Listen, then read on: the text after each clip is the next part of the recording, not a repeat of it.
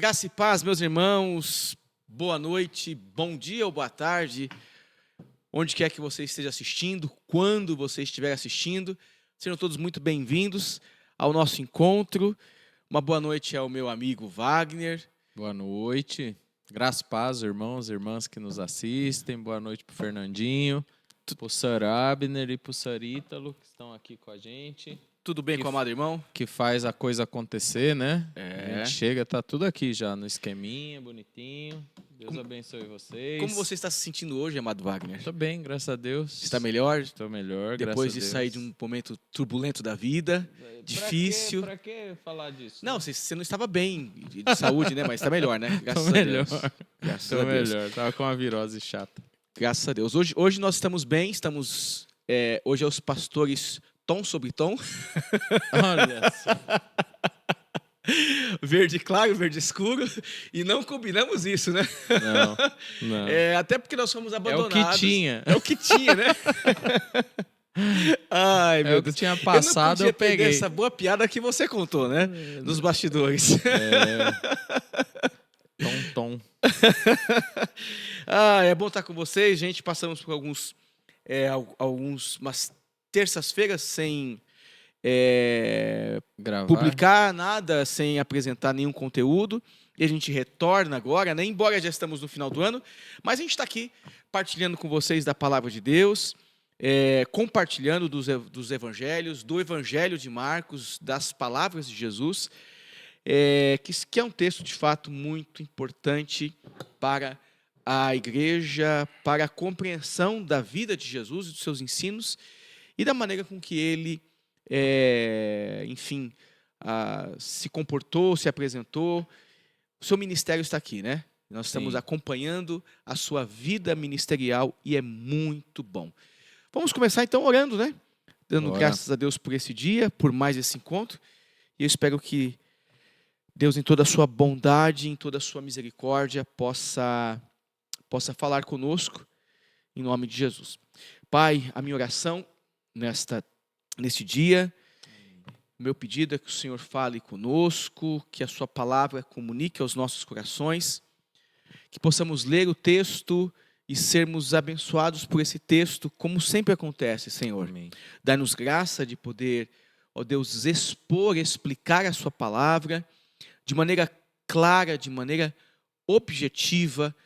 Pai, ajuda-nos na compreensão e na interpretação deste texto que entendemos ser tão sagrado para as nossas vidas, Pai. Em nome de Jesus, nós te agradecemos. Para a sua glória.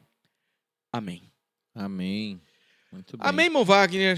Amém, Resumista irmão fiel Fernando. do Senhor, nosso Pó de Graça. Tem que puxar na cachola, né? Depois de algumas semanas sem gravar.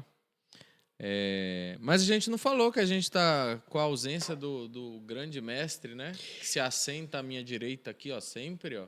Hoje ele não está aqui. Não, Ele fica aí, verdade. Ele fica aqui onde eu estou. Por isso que eu tenho hoje a responsabilidade de ser minimamente profundo como ele é. Porque ser igual a ele é uma das tarefas mais difíceis impostas a nós, né? É difícil. Rabinato é embaçado. Rabinato é... O abajur da cabeceira de Jeová. Mas hoje não pôde vir, infelizmente. Vai fazer falta. Mas é isso. E aí, da última vez que nós gravamos algo aqui, conversamos, foi sobre Jesus andando sobre as águas, né? Sim. E nesse episódio, então, os discípulos se assustam com um homem que vem andando sobre as águas. E aí a gente explorou, pelo que eu me lembro, alguns conceitos, por exemplo, do medo, né? Que quando a gente é tomado pelo medo, até fantasma a gente vê. Era o próprio Jesus indo em direção a eles e eles enxergavam outra coisa, né? Porque estavam apavorados, morrendo de medo, porque havia um vento soprando contra eles ali e o barquinho estava quase virando, né? Mas Jesus se aproxima então deles e emite três palavras de ânimo, né? Primeiro é coragem, ou seja, tenham coragem. Na sequência ele diz, sou eu, não tenham medo. Então Jesus é esse que tem poder de acalmar os ventos bravios, tem poder de acalmar os nossos corações em meio ao medo, em meio às adversidades da vida. É Ele quem tem esse poder de dizer, coragem, sou eu, não tenha medo. Uhum. E na sequência, então, Jesus, eles partiram de Betsaida, chegam em Genezaré, e ali ainda Jesus, né, o texto vai no fim do versículo 56, vai dizer que Jesus em Genezaré ainda opera muitos milagres. Então, para os irmãos terem mais detalhes do que do que dissemos, do que trouxemos no último episódio, é só voltar lá, capítulo 6, versículo 45 e diante, vai ter o nosso bate-papo sobre Jesus andando sobre as águas. E hoje a gente chega então no capítulo 7. Chegamos no capítulo 7. Chegamos, graças a Deus, né? Chegamos na metade, ainda não é a metade. Não, só falta mais um. Não, falta mais. Não, mais um capítulo. Mais um né? capítulo para chegar à metade. Isso, no 8, chegamos na metade. Chegaremos, né? Tá, estamos quase lá. Só vamos ter que gravar pelo menos uns 5 episódios. Aí, não. 5 não, mas uns 3, né? Mano, Wagner, não coloque número. Capítulo 7, eu acho que uns 3. Não coloque número porque não funciona. Não, mas vai funcionar, hein? Não funciona. Vai funcionar. Não coloque número porque não funciona, né? Mas uma coisa boa que nós temos aqui é que nós já gravamos, estamos no episódio 20. Acho que é 22, por aí. 22. Nós já estamos chegando na metade do objetivo do nosso irmão Ítalo de adquirir o curso sobre o Evangelho de Marcos.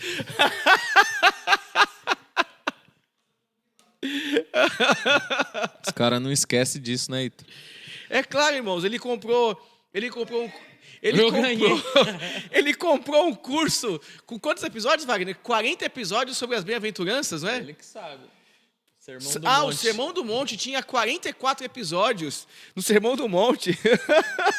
Isso que é um curso, rapaz. Era um curso de 40 episódios motivacionais no Sermão do Monte, né? Meu Deus. Era um negócio assim, bem coach, né? Essas fases do Ítalo, ainda bem que ele tá bem. Ainda bem que converteu, né, meu? Tá certo. Vamos pro texto? Vamos ler. Capítulo 7. É uma leitura um pouco extensa, né? Não sei se a gente pode quebrar ela em 2, ler até o 14, depois do 14 até o 23, ou se a gente já lê tudo de uma vez. O que você sugere, mestre? A gente... Porque parece que tem uma quebra ali no 14, né? Porque no 14 Jesus vai chamar a atenção. Vamos fazer essa leitura até o 14, porque depois é a explicação de Jesus aos seus discípulos sobre o que ele está dizendo, né? Isso, aí a gente vai junto. Vamos lá. 7, versículo 1. Os fariseus e alguns dos mestres da lei, vindos de Jerusalém, reuniram-se a Jesus. E viram alguns dos seus discípulos comerem com as mãos impuras, isto é, por lavar.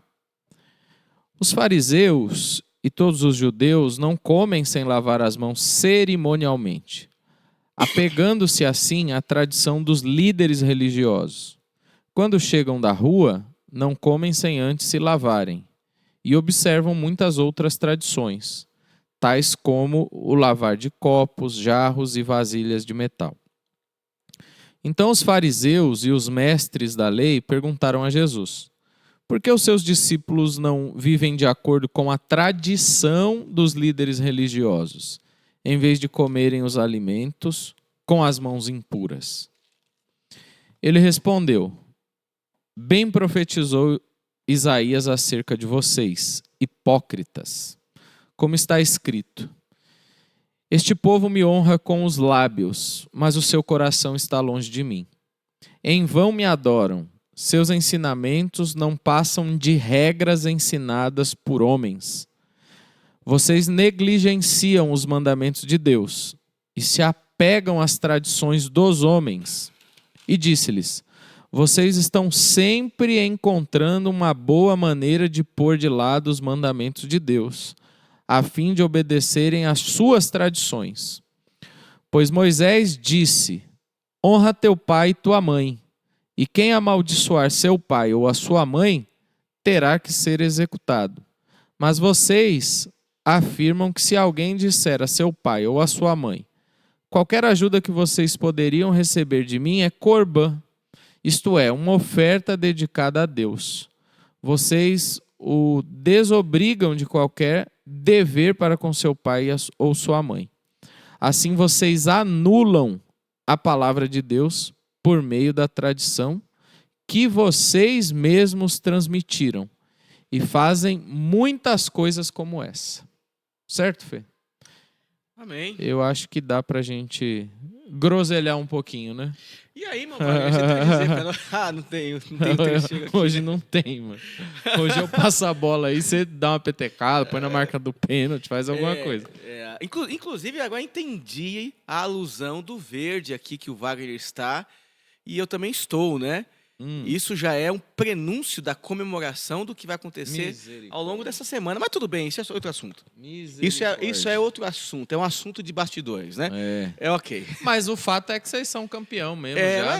Não tem o quê. O cara trouxe o Brasileirão pra mesa aqui, ó.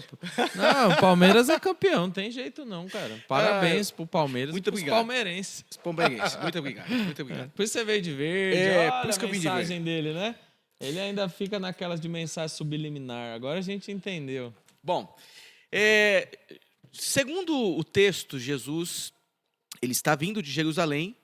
Perdão, os fariseus estão vindo de Jerusalém ao encontro de Jesus. Uma comitiva, né? Para fazer um questionamento comportamental dos discípulos em relação à maneira com que eles entendiam algumas questões litúrgicas, sociais, algumas questões envolvendo a prática religiosa dos judeus. É importante que a gente olhe para o texto, e o texto ele é autoexplicativo. Ele não tem aqui um grande mistério, até porque aquilo que a gente interpreta logo de início como uma quebra de paradigma, no sentido que Jesus rompe com leis mosaicas, na verdade não é. Jesus não está rompendo aqui com nenhuma lei ou nenhuma tradição mosaica que foi passado para o povo de Israel, para o povo hebreu, pelo próprio Moisés, em forma de mandamentos vindo do próprio Senhor. Então, o texto ele é autoexplicativo. Então, está vindo uma comitiva de Jerusalém até Jesus questionar. A questão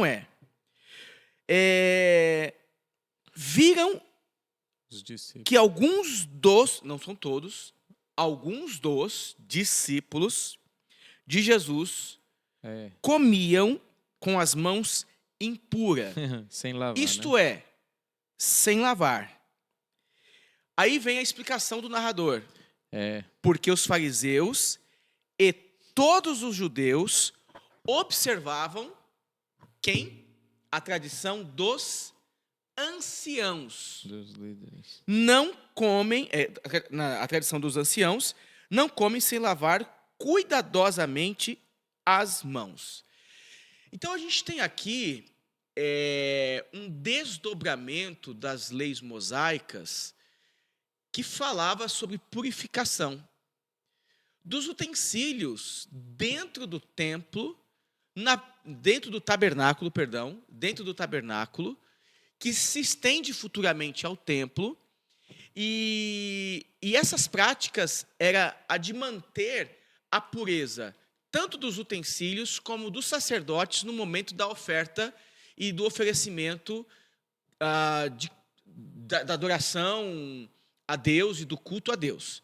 Então, nesse momento, existe esse ensinamento mosaico, ensinamento litúrgico do culto, que era necessário que houvesse uma purificação por parte dos sacerdotes e dos utensílios presentes dentro do tabernáculo.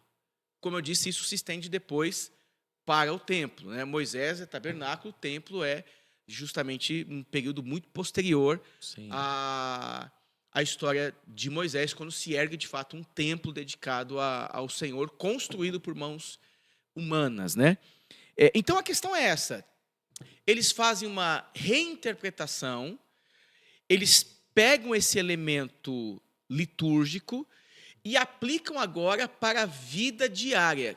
Quem faz isso? São os anciãos.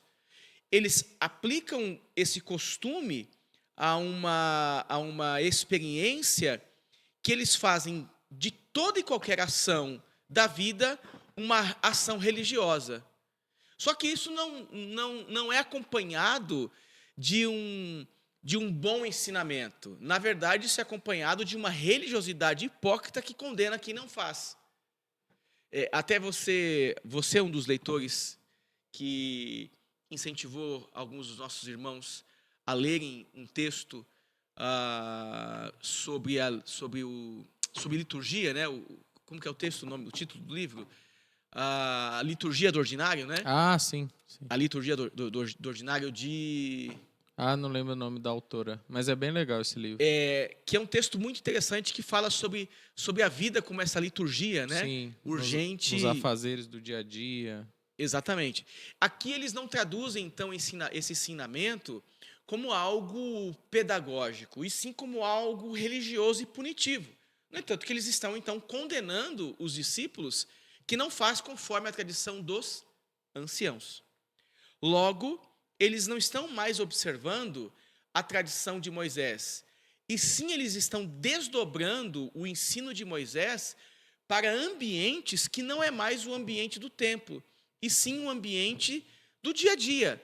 Eles se reuniam em praças, quando voltava das praças para dentro das casas, eles automaticamente tinham que se lavar. E é interessante que o judeu, nesse contexto, ele tinha uma ideia muito, muito dura em relação a essa questão de purificação, que eles entendiam que até a sombra de um gentil era capaz de produzir impureza à vida do judeu.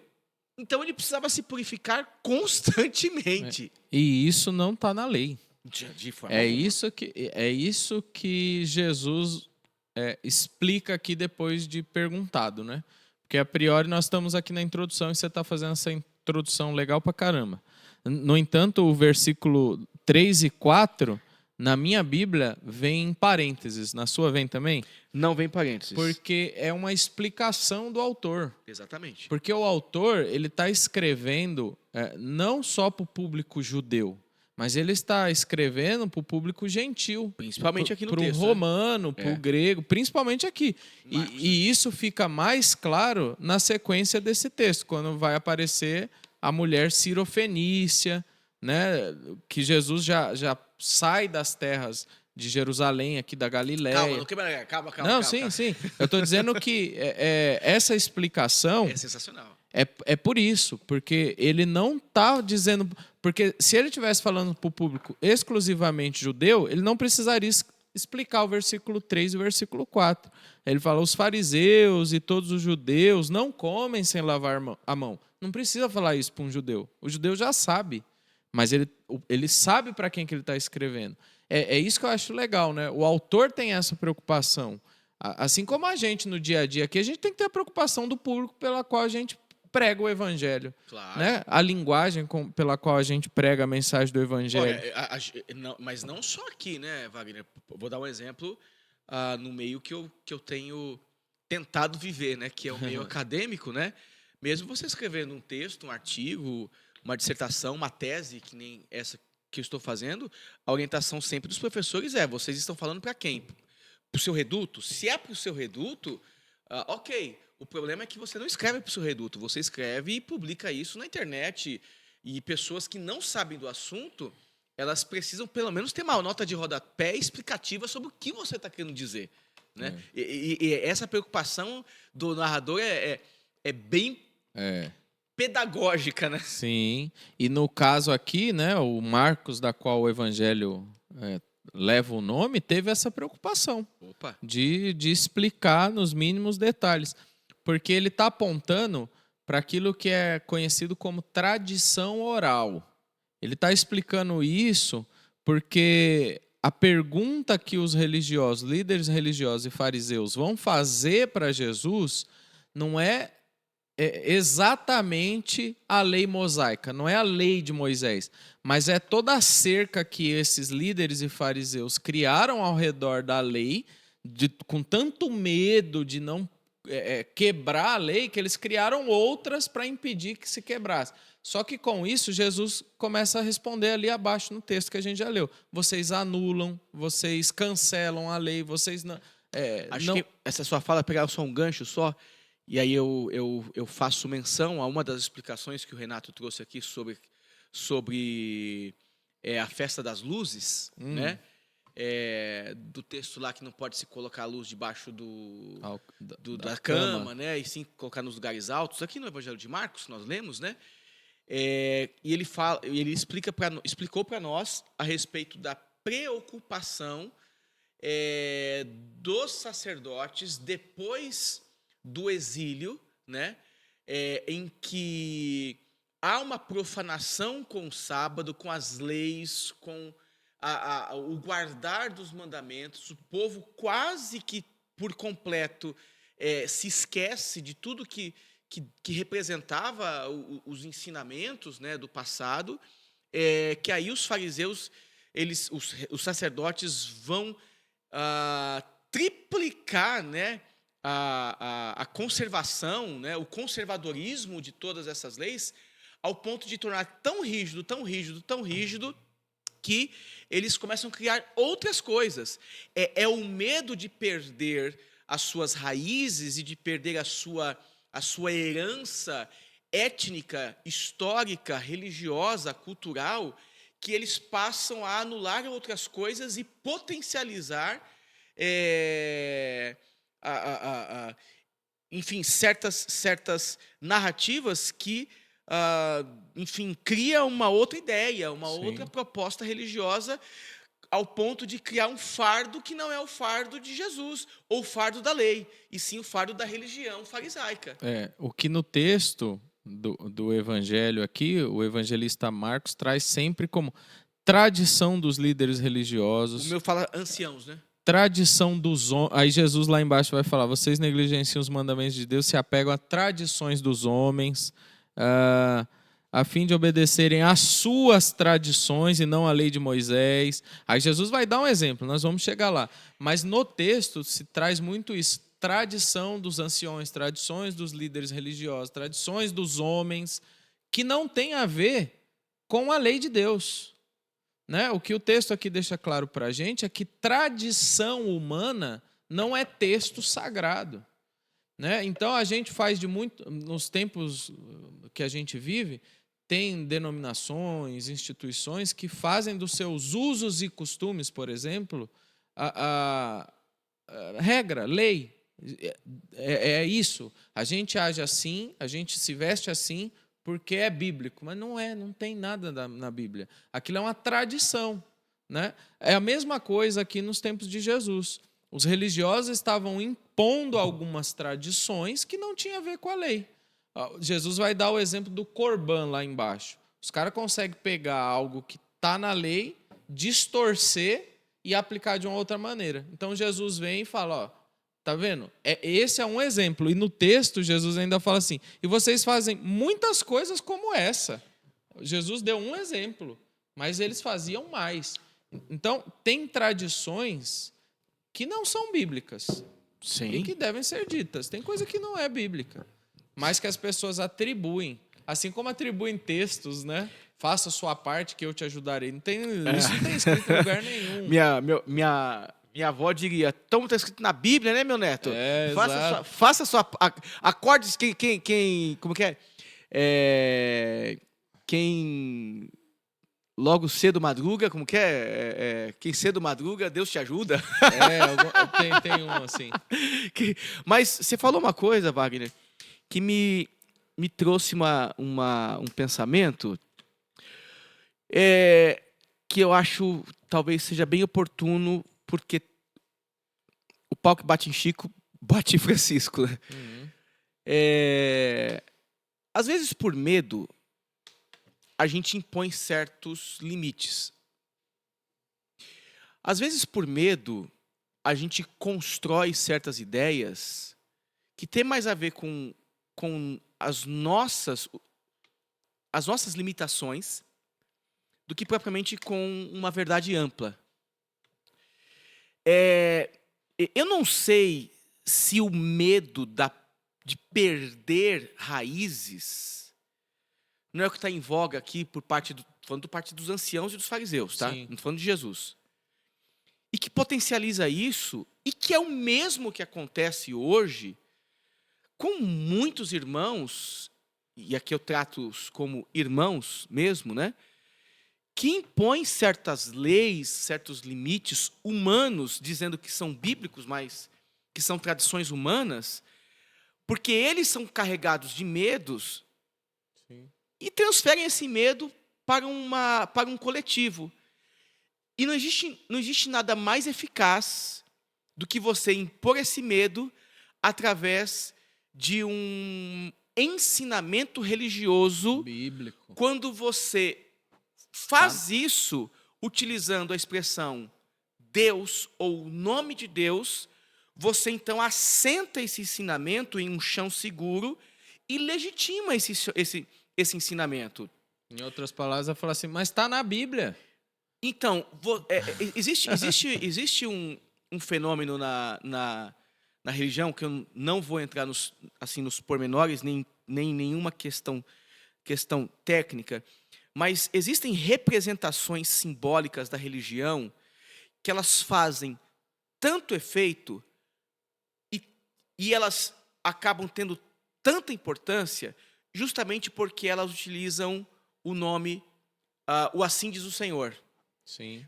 E você só consegue tirar essa pessoa desta experiência em que ela recebeu esse assim diz o Senhor com um outro assim diz o Senhor. Com uma outra experiência mística, mesmo que seja uma revelação do texto sagrado, dizendo que, olha, isso não é real, mas aquilo foi uma libertação sagrada, espiritual. É meio confuso, ou meio complexo, talvez, o que estou querendo dizer, porque eu estou sintetizando uma ideia de anos e anos de estudo de muitos autores, do passado e do presente. Mas o fato é que algumas denominações, alguns pregadores, alguns religiosos conseguem fazer adeptos quando eles dizem assim diz o Senhor.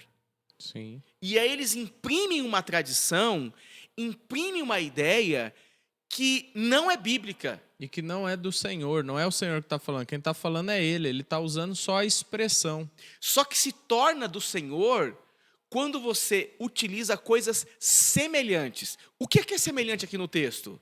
Lavar as mãos, lavar os utensílios. Só que qual é o contexto do lavar as mãos e lavar os utensílios na lei mosaica? É do templo. É do templo. Do sacrifício. Exato. Do culto. Do momento em que você está lá no tabernáculo, o sacerdote representando o povo, ele entra para fazer a adoração, o culto é a oferta pelo povo, e ali ele tem essa obrigação por muitas questões. Não é uma questão só religiosa, é uma questão também sanitária, é também uma questão higiênica, envolve tudo isso. Só que eles pegam um ponto do texto, eles desdobram, só que qual é a raiz? Assim diz o Senhor. Então, o que eu ensino agora, mesmo que não tenha mais relação direta com o fato primeiro, com o ensino primeiro, mas ainda carrega o assim diz o Senhor. Então eu sustento. E aí eu questiono. Aí eu digo, por que você faz isso? Porque assim diz o Senhor, está errado. Você não pode fazer isso. Por que você usa calça de homem? Está errado, assim diz o Senhor. Não pode, mulher não pode usar calça de homem. Por que você, homem, deixa a barba? Está errado. O homem não pode tosquear como que é que o texto diz? Tosquear aparar os pelos do rosto, né? Que diz lá. Não lembro. Eu leio pouco o Antigo Testamento. Mas assim, percebe que você vai fazendo desdobramentos. A raiz lá era uma coisa que tinha uma pedagogia, só que eu desdobro, e eu sustento o que dessa raiz? O assim diz o Senhor. Só que aqui eu estou falando outra coisa. Que não tem nada a ver com a palavra de Deus. Mas eu estou pegando assim diz o Senhor. Sim. Então é legítimo. Sim. Por isso que a explicação de Jesus dentro desse texto aqui rompe. E Jesus chega a chamar os líderes religiosos, ele chega a chamar a galera de hipócrita. Né? Ele chama os líderes religiosos e os fariseus de hipócritas. Vocês são hipócritas, porque vocês ampliam os mandamentos, que é isso que você apresentou aí, Fê. Vocês criam um monte de tradição humana, coisa de vocês, mas vocês são hipócritas. Isaías falou isso de vocês. Exatamente. Aí ele vai falar, né?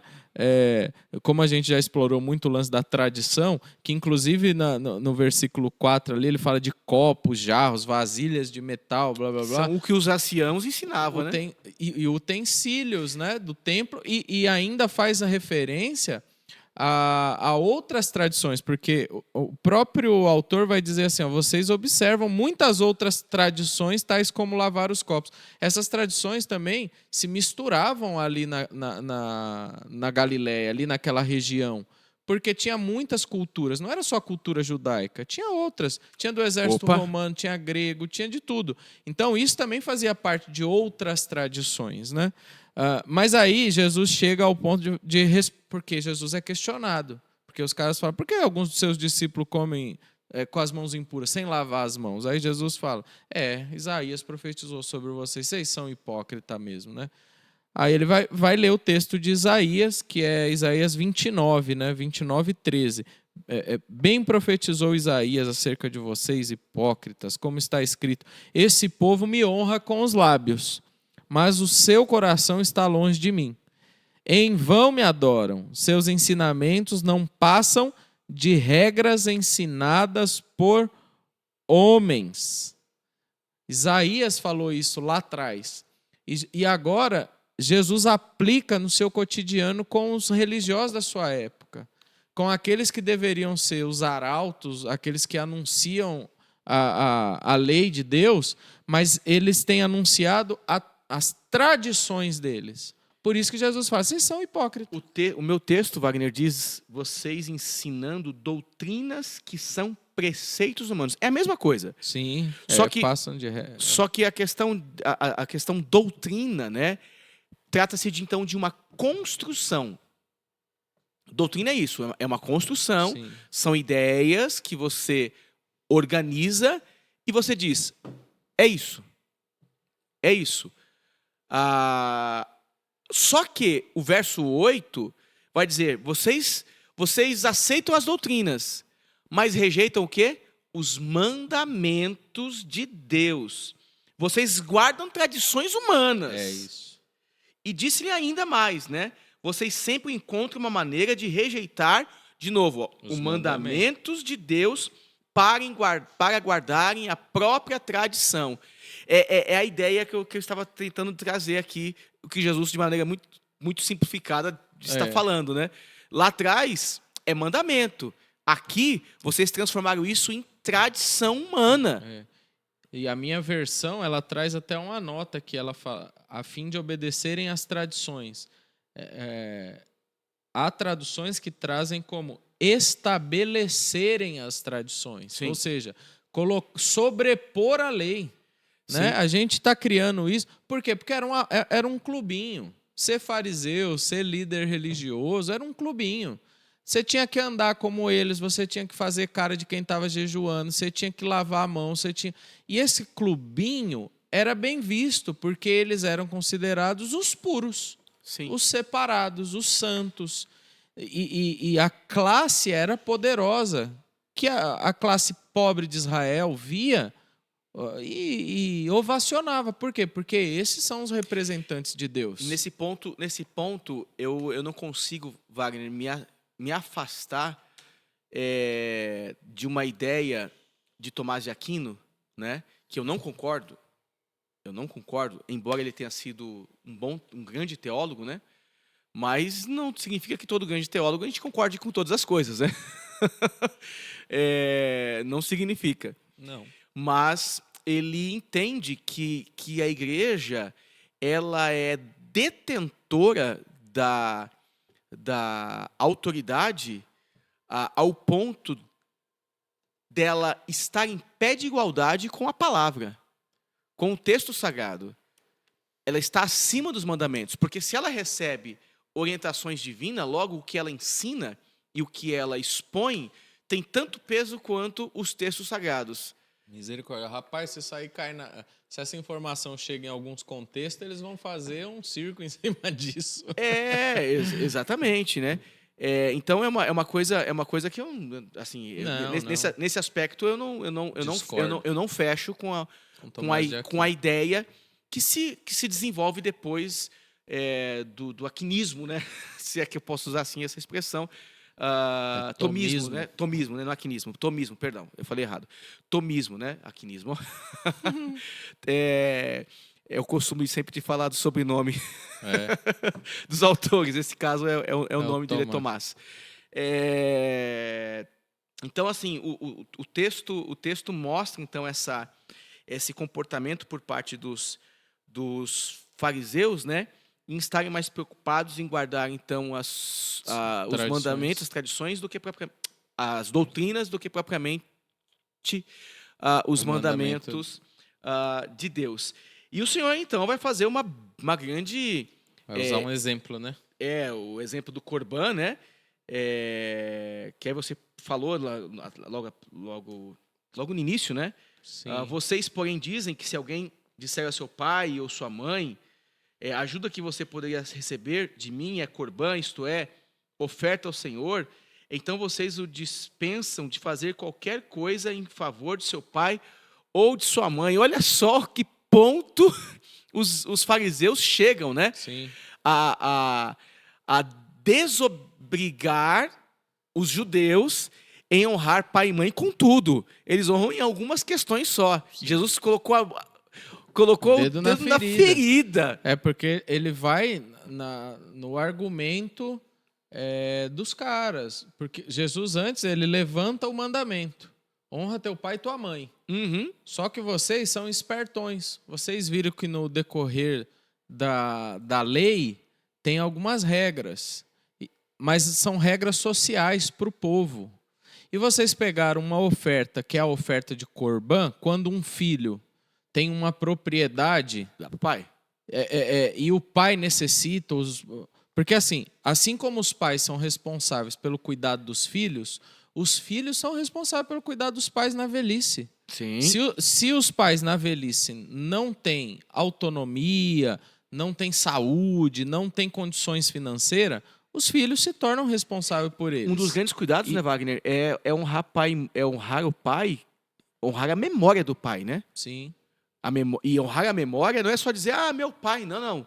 É em atitude, em prática, em ações, sim, em todos os aspectos. Continua. Sim, e a lei, nesse sentido, ela é muito importante, ela é enfática. Honrar pai e mãe não é só tomar benção, benção pai, benção mãe. Não é isso. É ser obediente, é ser cuidadoso, é ser solícito. E a lei do Corban era essa. Se seus pais têm uma necessidade, você tem uma propriedade... Você dê de oferta. Você dê um jeito de cuidar dos seus pais. Só que o que eles falaram? São mesquinhos pra caramba. O Corban era o seguinte, por alguma questão de necessidade, você poderia vender essa propriedade para sanar essa questão. Então, eles trazem isso à discussão do honra pai e mãe. E eles falam, não, essa oferta aqui, ó, eu agora vou dar ao Senhor. Mas muitas delas é mentira. Não é que eu estou dando ao Senhor, eu estou guardando, estou fazendo poupança, eu estou fazendo qualquer outra coisa. Aí Jesus põe o dedo na ferida, porque Jesus não dá tiro ao léu, assim, ao vento solto. Ele sabia da prática farisaica e dos líderes religiosos. Por isso ele põe o dedo na ferida mesmo. E aí ele conclui no versículo 13: desse jeito vocês anulam a palavra de Deus por meio da tradição de vocês. Vocês mesmos transmitiram. E aí ele acrescenta: vocês fazem muitas coisas como essa. Eu acredito que talvez ali no diálogo, ali Jesus deve ter lançado para eles, vocês fazem isso aqui. No texto escrito só chegou o exemplo de honrar pai e mãe e a oferta de Corban, né? Então a gente, comentando, né, a gente chegou na leitura do versículo 13. E o 14 em diante é outra história, né? Que é a explicação. Que vai dizer assim, posso já ler? Manda ver. E convocando outra vez, Jesus disse: escutem todos e entendam, não existe nada fora da pessoa que entrando nela possa contaminá-la, mas o que sai da pessoa é o que a contamina. Se alguém tem ouvidos para ouvir, ouça. Acho que a gente poderia pontuar, Wagner, aqui na leitura, não sei se você me permite, essa explicação já é o pano de fundo, né, para tudo que virá. No capítulo. Tudo que virá. Sem dúvida. Quando entrou em casa, versículo 17, deixando a multidão, os seus discípulos o interrogaram a respeito da parábola. Jesus lhes disse: então vocês também não entendem? Não compreendem que tudo que está fora da pessoa entrando nela não pode contaminar? Porque não era no coração dela, mas no estômago, e depois é eliminado. E assim, Jesus considerou puros todos os alimentos e dizia: o que sai da pessoa, isso é o que a contamina. Porque dentro do coração das pessoas é o que procedem os maus pensamentos, as imoralidades sexuais, os furtos, os homicídios, os adultérios, as avarezas, as maldades, o engano, a libertinagem, a inveja, a blasfêmia, o orgulho, a falta de juízo. Todos estes males vêm de dentro e contaminam a pessoa. Rapaz, na boca de Jesus isso aqui... é poderoso. Na boca de Jesus isso aqui... é forte. É muito mais... Na boca de Jesus não é moralismo. Na boca de Jesus é um ensinamento real da vida, que inclusive a gente falava um pouquinho antes desse mundo que está de ponta cabeça, né? Exato. A gente falava um pouquinho aqui nos bastidores, né, Wagner? E é legal que ele chama atenção no começo, lá no versículo 14. Ouçam-me todos e entendam. Ele está falando para todo mundo ouvir, meu. Exatamente. E ele não quer só que ouça, ele quer que entendam. Exato. O que contamina, meus amigos, não é o que a gente come. Isso aí pode entrar um vírus, uma bactéria, dar um mal repentino. Ele fala, isso vai para o estômago e depois sai. Mas o que contamina a vida, a existência, as relações, a amizade, o casamento, o que contamina é o que sai. É aquilo que a gente fala de cabeça quente, é aquilo que a gente fala sem pensar. É daquilo que a gente se alimenta intelectualmente, espiritualmente. Isso contamina, porque isso não se assenta no estômago. Isso se assenta no coração, na alma.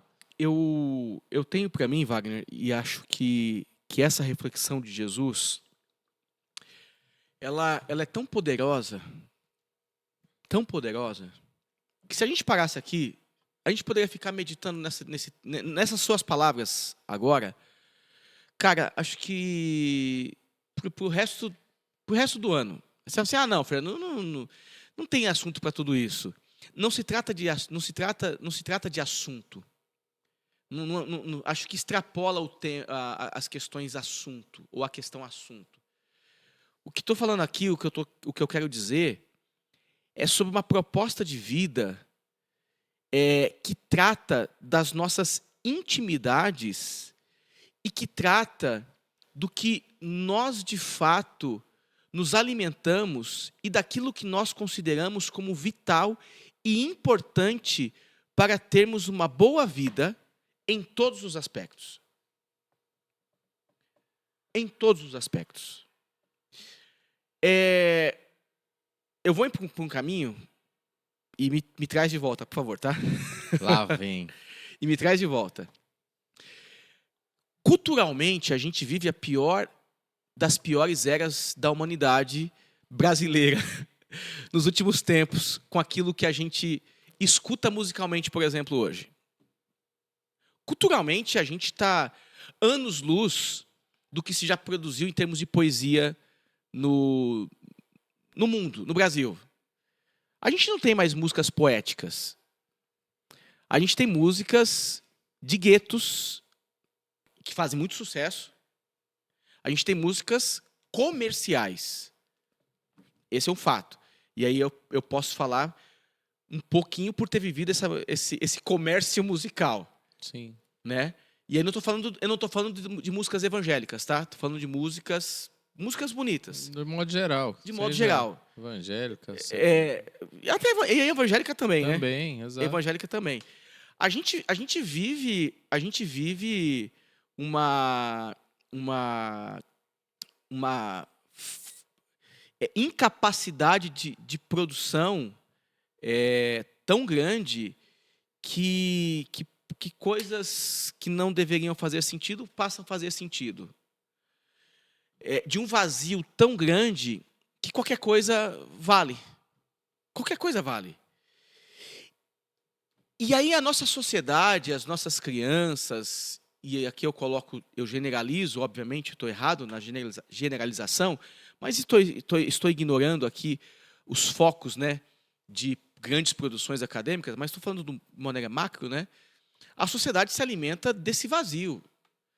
A sociedade se alimenta dessa produção estéril cultural que a gente vive. É uma produção estéril cultural que a gente vive. Sim. E ao se alimentar disso, a gente tem jovens e adolescentes cada vez mais fúteis, cada vez mais mimados. Ou não? Uhum. Cada vez mais com medo da vida, porque a vida fala não e eles não sabem ouvir não. Jovens e pessoas cada vez mais amantes de si mesmas. E aí falando religiosamente falando, o contexto é o mesmo. Ou seja, a gente vive de fato um vazio tão grande que se preenche de bexigas infladas. É o que uma pessoa gorda, uma pessoa como eu já fui um gordo, já fui, posso falar, então estou falando do meu quintal, já tive nessa condição. Alguns, para conseguir sair daquela situação que é difícil, só quem sabe o que sofre, a gente tenta remediar a situação e dizer que a gente fica bem, e o gordo, para não ser zoado, ele passa a se zoar, né? Para ficar engraçadão. Mas ele sabe o que ele está sentindo com aquela visão que ele tem, que não é das mais legais de se ter, uma baixa autoestima e daí vai. E aí, para você conseguir emagrecer, através de procedimentos, você coloca uma bexiga que você faz com que o seu estômago se sinta saciado, logo a pessoa passa a emagrecer por aquela bexiga que é colocada dentro do estômago, né? E é isso que muita gente faz culturalmente. Coloca uma bexiga dentro desse vazio existencial que está cheia de nada. Que está cheia de nada. E ela emagrece, vira esbelta. Não, eu me alimentei. Do quê? Do nada.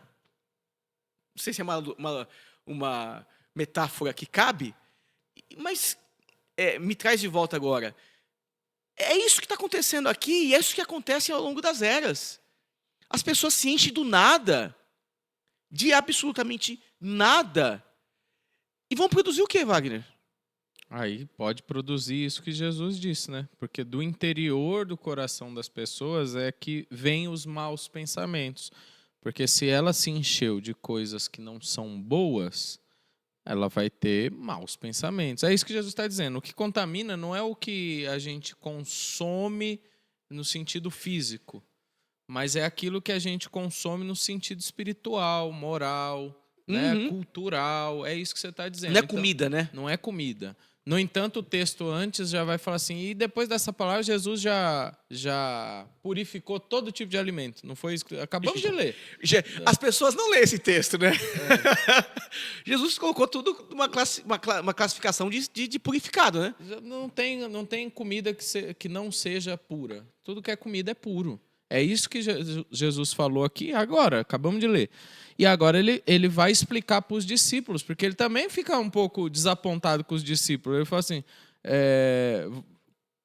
vocês também não conseguem entender nada? Né? Vocês estão andando comigo há tanto tempo e ainda não entenderam que o que contamina é aquilo que sai do nosso interior? É porque é do interior que procedem os maus pensamentos. Ou seja, tem um conselho de Paulo que fala assim, pensai nas coisas que são puras, que são do alto. Por quê? Porque a ideia de pureza que vem do céu, né? Então pensa nas coisas que são boas, que são do alto. E isso alimenta a alma de forma boa e positiva. Jesus vai falar, o que sai do homem, vem os pensamentos maus, vem imoralidades sexuais, os roubos. Se a gente fosse entrar em pormenores de tudo, você tá doido. A gente não para aqui hoje. Então, roubo, homicídio, adultério, e tudo no plural até aqui, né? As cobiças, as maldades, aí depois fica no singular, o engano. Rapaz, eu não tinha prestado atenção nessa questão do plural. Os primeiros está tudo no plural. Ó. Depois vem para o singular, a devassidão, a inveja, a calúnia, a arrogância e a loucura, a insensatez. Quando a pessoa já perdeu, ela está tão mal alimentada espiritualmente que ela perde a noção, ela já não teme a Deus. E a pessoa, quando não teme a Deus, aí ela comete qualquer tipo de atrocidade e loucura. Jesus, então, estaria falando que alimentar-se das coisas que são do alto apresenta-se como freio para as nossas atitudes e ações que, por natureza, nós somos desenfreados. Acho que serve, cabe. Porque no final Jesus ainda fala assim, todos esses males vêm de dentro e tornam o homem impuro. Percebe o quanto a gente é desenfreado? Sim. Jesus está falando desse desenfreamento existencial nosso, que, cara, se a gente pensar que não foram e aí, obviamente, eu estou... Por favor, entenda bem, tá? Eu estou ignorando o fato de existir uma realidade maligna no mundo, porque existe. Não existe? Não, existe. Jesus vai falar para Pedro, o diabo quer pegar você aqui, ó, e quer destruir, quer te peneirar, né? Jesus fala sobre ações do mal. Então, se Jesus nas palavras de Jesus, isso é uma realidade, eu não posso falar outra coisa que não seja isso. Então, existe uma realidade do mal que quer, de fato, fazer com que o pior de nós seja manifestado. Ele potencializa o que existe em nós de ruim. Agora, veja bem. O Paulo disse isso, né? O bem que eu quero fazer eu não faço, mas o mal está à porta. Está à porta. Então, se a gente pensar que existe em nós um mal natural, a única forma de conter esse mal natural é justamente enchendo o nosso interior com bem espiritual. Aí você vai dizer assim, o que é espiritual? Esse é o ponto. O que é espiritual?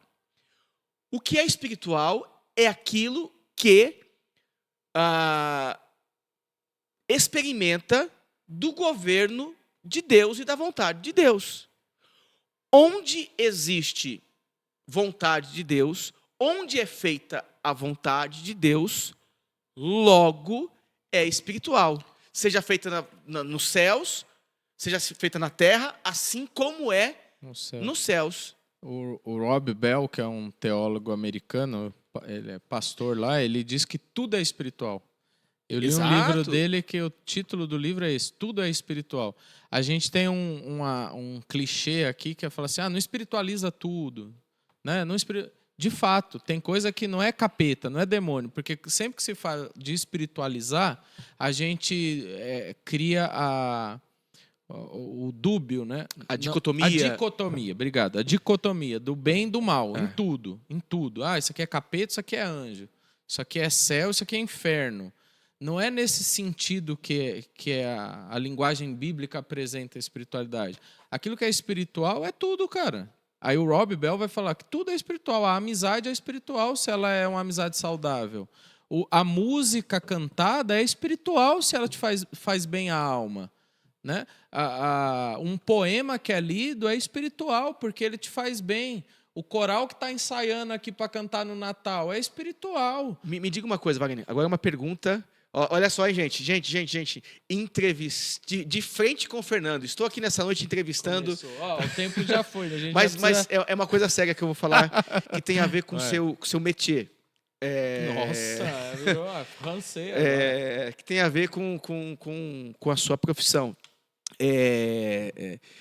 Até mesmo para você, e aí, obviamente, de tabela, eu talvez corrobore com isto. Você, como psicólogo, você percebe que se pessoas fossem cheias, se elas se enchessem de certas informações, de certos elementos, de certos pensamentos, obviamente você teria mais problemas em relação ao seu trabalho, porque as pessoas acabam se recorrendo a você por muitos casos. Mas você consegue perceber a falta de conteúdo positivo dentro das pessoas, e muitas vezes elas estão se enchendo de coisas tão negativas, e isso desemboca no sentimento, nas ações, na vida, nos relacionamentos, nos comportamentos, ou você não teve essa percepção ainda como... Não, isso é nítido. Assim, às vezes a pessoa se alimenta tão mal, literalmente, que ela tem um reflexo físico. Às vezes ela consome uma cultura tão ruim que ela não percebe que aquilo está influenciando no seu dia a dia. Por isso a terapia, aí, puxa a sardinha, a terapia é uma jornada, uma caminhada junto. Aí nessa caminhada junto, você vai lançando luz, você vai ajudando ela a enxergar a luz melhor, você vai ajudando ela a enxergar a luz no caminho. Porque no caminho que às vezes um ou outro está trilhando, não tem luz, tem escuridão. Né? Tem caminhos que... A sabedoria bíblica divina, ela é muito anterior a qualquer ciência que se produziu na face da Terra. Sim. Então a gente vai para a Bíblia, cara, vai para o conselho de Jesus. O conselho de Jesus é esse. Né? Nesse texto, a gente vê Jesus trazendo para nós de que o homem, ele tem a capacidade de ser bom. Ele pode. Agora, ele tem que se encher de... E aí a linguagem bíblica vai falar assim, enchei-vos do Espírito. Exato. Enchei-vos do Espírito. Para nós cristãos, essa é a sentença. Exatamente. Enchei-vos do Espírito. Para quê? Para que você não tenha maus pensamentos, que você não tenha imoralidade sexual, para que você não roube, para que você não mate, para que você não adultere, para que você não tenha inveja, para que você não cobice, para que você não seja um devasso, para que você não seja um enganador. É isso. Simples assim. O Viktor Frankl, que é da psicologia, ele fala, num dos trechos de um dos livros dele, ele fala da beleza do humano. Sim. Aí ele fala assim, o humano ele é contraditório, ele é incoerente, ele é incongruente. O mesmo humano que constrói a câmera de gás é o humano que entra com um salmo na câmera cantando. Ele sabe que vai morrer, mas ele é um ser espiritualmente saudável, né? Porque o que construiu tem maldade, tem uma intencionalidade. O que é levado para dentro vem cantando. Então, o homem é isso, é uma incongruência.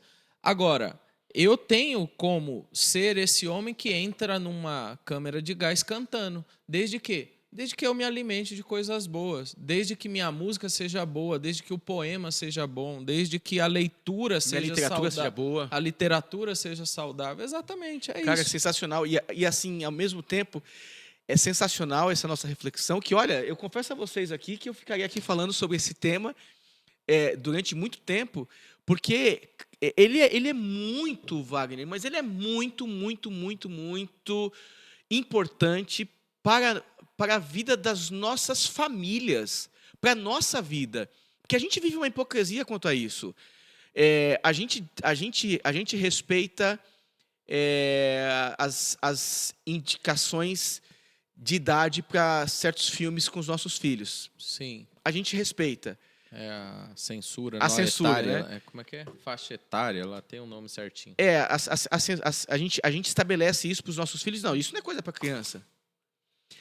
Só que a gente não tem classificação etária. Classificação etária. Só que a gente não tem essa classificação moral, essa classificação cultural, essa classificação espiritual dentro do nosso coração. Quando a gente cresce, a gente abandona os limites. Para os nossos filhos, a gente coloca limite. Para os nossos filhos, não fale isso, não assista aquilo, não prove disso, não pense, não haja desse jeito. Só que quando a gente vira adultos, a gente abandona essas classificações. Então, mas a gente abandona porque a gente esquece da nossa condição de filho. Porque a gente continua tendo um pai dizendo, olha, cuidado com isso aqui, cuidado com aquilo ali, cuidado com aquilo outro, cuidado com isso aqui. A gente continua tendo um pai. Sim. E se a vida é um filme, ele continua dizendo, existem classificações que você não pode entrar, existem certas coisas que você não pode ver, existem certas coisas que você não pode se encher, que você vai ter problema, filho. Você vai ter problema. Só que a gente burla.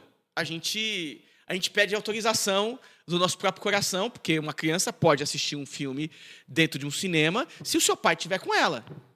Se o pai estiver com ela, né? Se o responsável estiver com ela e tiver lá todos os documentos, ele vai conseguir entrar, algumas vão barrar. Mesmo que a classificação... mas a maioria vai falar assim, não, é meu filho, vai entrar comigo. E o pessoal acaba deixando. A gente de uma maneira bem alegórica na minha fala, nós somos esses pais que emancipam o nosso coração e dizem a faixa etária está liberada porque não tem mais classificação para aquilo que eu quero. E a gente vai se alimentando. E isso é tão terrível porque esse alimento, essa forma de se nutrir, tem como consequência o que a gente gera na sociedade.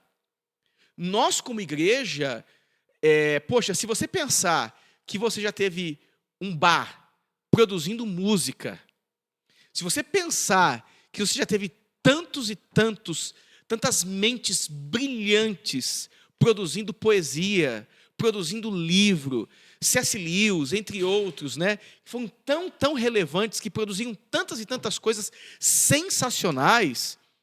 Cara, os cristãos de hoje produzem o quê? É só para o nosso gueto. Os Beethovens de hoje produzem o quê? Será que a gente tem Beethoven? Será que a gente tem Bach? Será que a gente tem... É um ou outro que fura essa bolha, né? E produz assim pro todo. Porque, se tratando do nosso quintal, da nossa grama, a maioria dos artistas evangélicos produzem para os evangélicos. Né? E nos produz para a vida, né? Então, assim, as pessoas vão se alimentando de ignorância, se fecham, e daí vai. Então, é uma reflexão, sabe? Poxa, que extrapola aqui os limites do nosso bate-papo. Do nosso tempo. Do nosso tempo, assim, eu espero que isso que a gente está falando, aquilo que nós estamos falando, alcance os corações e de alguma forma, provoque profundas mudanças nas pessoas. Porque eu tenho para mim, pelo menos para mim, tá, Wagner? Não sei quanto a você. Mas ler um texto desse hoje, para mim, me faz perguntar, me leva a fazer essa pergunta, do que eu estou me alimentando? Sim. Eu estou me enchendo do que exatamente? Eu tô falando para mim que sou um pastor Sim. de uma comunidade. Mas essa é a pergunta que todo mundo tem que fazer, ouvindo esse podcast ou lendo o texto bíblico. Tem que... Mas é uma pergunta muito simples. Muito simples. Muito simples. A gente evitaria muitos problemas. Seremos melhores. Seremos melhores. É isso aí. Isso aí. Amém. Amém. Não. Eu acho que assim, a gente só chegou nesse lugar de reflexão porque a gente começou no versículo 1. Mas se desse pra gente inverter, assim, começar do fim, seria mais atrativo, porque o começo tem muita introdução, tem muito contexto histórico que a gente teve que explicar para chegar até aqui. Mas eu acho que o desfecho ficou bom, né? Cara, ficou bom para nossa reflexão, para nossa aplicação, para a vida. Eu acho que é isso. dá vontade de ficar lendo esse texto aqui repetidas vezes, lendo, porque olha, é algo urgente para a nossa vida. Sim. É algo urgente sem para a nossa dúvida. vida. Até porque as palavras de Jesus no desfecho são importantíssimas. Maus pensamentos, imoralidade sexual, roubo, homicídio, adultério, devassidão. É muita coisa, cara, que a gente precisa pensar se isso não está no dia a dia de cada um de nós cristãos, né? E lembrar daquilo que Paulo disse, né? Todas as coisas me são lícitas, mas nem tudo me convém, né? Eu acho que cabe aqui também, nesse contexto do Evangelho de Marcos, certo? Todos esses males vêm de dentro e contaminam a pessoa. Cara, que Deus nos guarde. Amém. Que Deus nos ajude. Porque se esses males se manifestam em mim, que vem de dentro, é o que está escondido dentro do meu coração e é posto para fora, porque eu estou cheio disto aqui. Eu estou cheio. Estou cheio de imoralidade sexual e só enxergam e eu só vejo quando eu ponho para fora. Quando eu pratico os roubos, os furtos, que tem muitas maneiras de furtar. Enfim, Deus nos ajude. E é longe isso aqui. Amém. Deus abençoe a todos vocês. Que você possa nos ajudar. A gente não quer pedir muito aqui para você, mas se você puder só dar um like no vídeo, porque talvez você que chegou até o final, você não deu like nesse vídeo ou não curtiu, é muito importante para nós. Nos ajude. Alguém quer contribuir com a nossa comunidade financeiramente?